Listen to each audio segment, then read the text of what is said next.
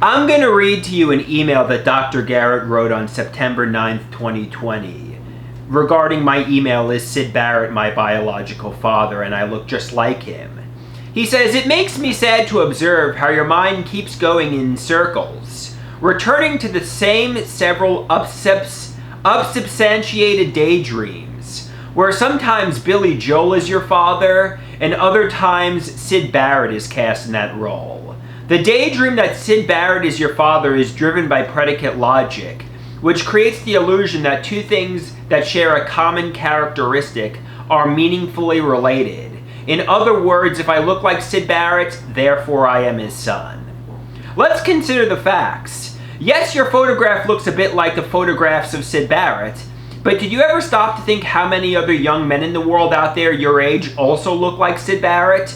Or do you think you are the only one? No, you aren't the only one. Let's start with the population of London, which is about 9 million people.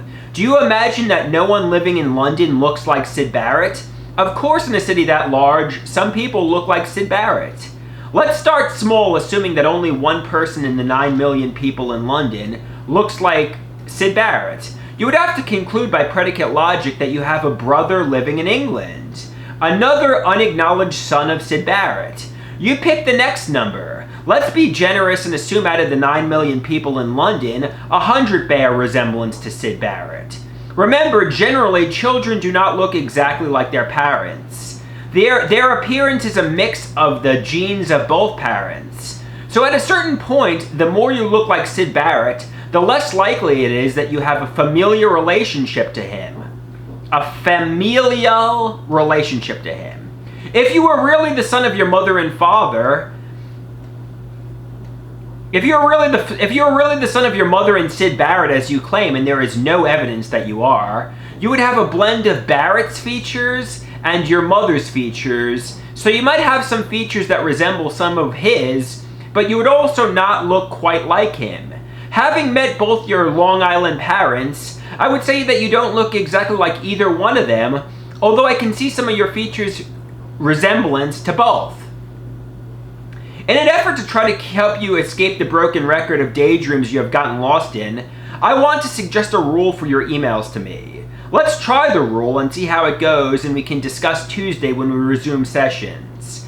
I want to ask you several things. That you not email me again about a celebrity being your father until you have fulfilled the following criteria. That you have factual evidence that you are one in a small number of men in the world who look like Syd Barrett, all who claim to be his son. After all, your standard in predicate logic is that if you look like Syd, then you are his son, so you have to extend that same status and opportunity to all other men who look like him. That you establish some fact base beyond your speculation that you are Syd Barrett's son. For example, Syd Barrett's girlfriends would likely have been some interest to the press.